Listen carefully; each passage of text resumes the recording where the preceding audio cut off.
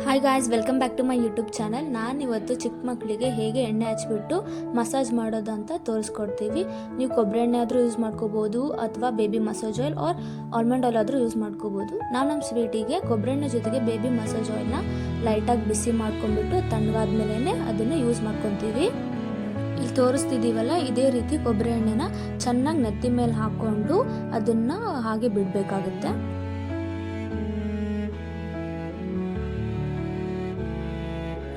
ಆಮೇಲೆ ಈ ಥರ ಫೋರ್ ಹೆಡ್ಗೆ ಎಣ್ಣೆ ಹಾಕ್ಬಿಟ್ಟು ಚೆನ್ನಾಗಿ ಹಣೆಗೆ ಈ ಥರ ಚೆನ್ನಾಗಿ ಮಸಾಜ್ ಮಾಡಬೇಕಾಗುತ್ತೆ. ಯಾಕಂದರೆ ಹಣೆ ಮುಂದೆ ಉಬ್ಬಾರ್ದು ಅಂತ.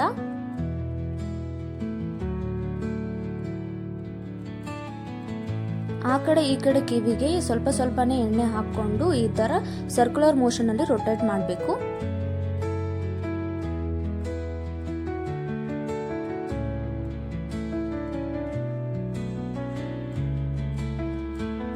ಪಾಪುನ ಈ ಪೊಸಿಷನಲ್ಲಿ ಮಲ್ಸ್ಕೊಂಡ್ಬಿಟ್ಟು ಬಾಡಿಗೆಲ್ಲ ಎಣ್ಣೆ ಹಾಕ್ಬಿಟ್ಟು ಮಸಾಜ್ ಮಾಡಬೇಕು. ಫಸ್ಟು ಹಣೆಗೇನಿದೆ ಅದನ್ನು 2 ಹೆಬ್ಬೆರಳು ಸಹಾಯದಿಂದ ಎಣ್ಣೆನ ಹಾಕ್ಕೊಂಡ್ಬಿಟ್ಟು ಚೆನ್ನಾಗಿ ಮಸಾಜ್ ಮಾಡಬೇಕು. ಇಲ್ಲಿ ತೋರಿಸ್ತಿದ್ದೀವಲ್ಲ ಆ ಥರ. ಆಮೇಲೆ ಮೂಗನ್ನ ಉದ್ದ ಮಾಡಲಿಕ್ಕೆ ಎಣ್ಣೆ ಹಚ್ಬಿಟ್ಟು ಈ ಥರ ಉದ್ದ ಮಾಡೋದು ಇಲ್ಲಿ ತೋರಿಸ್ತಿದ್ದೀವಿ ನೋಡಿ. ಆ ಥರ ಹಿಂಗೆ ಸ್ವಲ್ಪ ತೆಗೆದುಕೊಂಡು ಹಿಂಗೆ ಉದ್ದ ಮಾಡೋದು ಮೂಗನ್ನ. ಆಮೇಲೆ ಕೆನ್ನೆಗೂ ಆ ಕಡೆ ಈ ಕಡೆ ಎಣ್ಣೆ ಹಾಕ್ಕೊಂಡ್ಬಿಟ್ಟು ಅಂಗೈ ಸಹಾಯದಿಂದ ಕೆನ್ನೆನ ಚೆನ್ನಾಗಿ ಉಜ್ಕೋಬೇಕು. ಎಣ್ಣೆ ಹಚ್ಚಿ ಮಸಾಜ್ ಮಾಡುವಾಗ ನಮ್ಮ ಸ್ವೀಟಿ ತುಂಬಾ ಅಳ್ತಾಳೆ. ಅದೇ ಎಣ್ಣೆನ ಇವಾಗ ಏನು ಮಾಡಬೇಕು, 2 ಕೈಗೆ ಹಾಕ್ಕೊಂಡ್ಬಿಟ್ಟು ಚೆನ್ನಾಗಿ ಉದ್ದಕ್ಕೆ ಇಟ್ಕೊಂಡು ಕೈನ ಈ ಥರ ಮಸಾಜ್ ಮಾಡಬೇಕು ನೋಡಿ. ಈ ಥರ ನೋಡಿ, ಕೈನ ಈ ಥರ ಉದ್ದ ಇಟ್ಕೊಂಡು ಈ ಥರ ಚೆನ್ನಾಗಿ ಪ್ರೆಸ್ ಮಾಡಿ ಮೆಲ್ಲಗೆ ಮಸಾಜ್ ಮಾಡಬೇಕು. ತುಂಬ ಹಾರ್ಡಾಗಿ ಮಾಡಬಾರ್ದು, ಹಾಗೆ ಲೈಟಾಗಿ ಮಸಾಜ್ ಮಾಡಬೇಕು. ಕೈನ ಆ ಕಡೆ ಈ ಕಡೆ ಲೈಟಾಗಿ ಈ ಥರ ಟರ್ನ್ ಮಾಡಬೇಕಷ್ಟೇ. ತುಂಬ ಗಟ್ಟಿಯಾಗಿ ಮಾಡಬೇಡಿ, ಸುಮ್ಮನೆ ಸಾಫ್ಟಾಗಿ ಈ ಕಡೆ ಆ ಕಡೆ ಮಾಡ್ಕೊಳ್ಳಿ ಅಷ್ಟೇ. ಆಮೇಲೆ ಈ ಥರ ಕೈನ ಉದ್ದಕ್ಕೆ ಈ ಥರ ಇಟ್ಕೋಬೇಕು.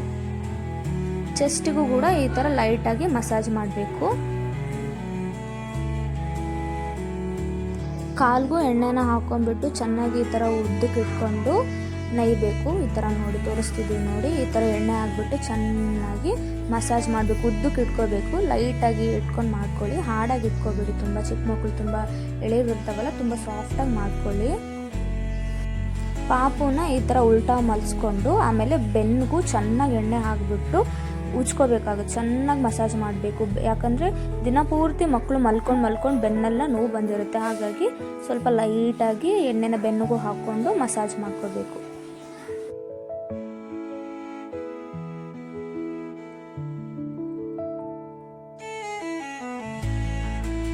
ಕುತ್ತಿಗೆ ಭಾಗಕ್ಕೂ ಎಣ್ಣೆ ಈ ಥರ ಹಾಕ್ಕೊಂಡು ಮಸಾಜ್ ಮಾಡಬೇಕು. ಆಮೇಲೆ 2 ಕೈನೂ ಆ ಕಡೆ ಈ ಕಡೆ ಸ್ಟ್ರೇಟಾಗಿ ಇಟ್ಕೊಂಡು ಮಸಾಜ್ ಮಾಡಿ ಈ ಥರ ಹಿಂದೆ ಟ್ವಿಸ್ಟ್ ಮಾಡಿಕೊಂಡು 2 ಕೈನೂ ನೋಡಿ ಇಲ್ಲಿ ತೋರಿಸ್ತಿದಾರಲ್ಲ ಆ ಥರ ಅಂಗೈ ಮೂಲಕ ಚೆನ್ನಾಗಿ ಈ ಥರ ಮಸಾಜ್ ಮಾಡಬೇಕು.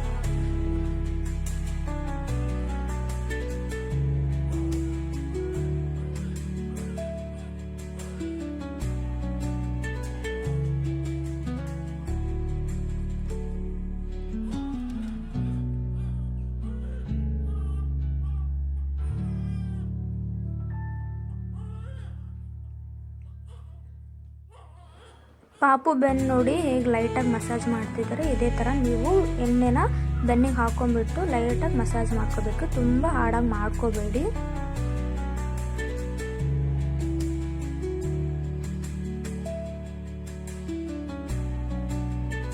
ಆ್ಯಂಡ್ ಅಗೇನ್ ಬೇಬಿನ ಈ ಪೊಸಿಷನಲ್ಲಿ ಕೂಡಿಸ್ಕೊಂಡ್ಬಿಟ್ಟು ಫೋರ್ ಹೆಡ್ ಹಣೆನ 2 ಫಿಂಗರ್ ಮೂಲಕ ಮಸಾಜ್ ಮಾಡ್ಕೋಬೇಕು.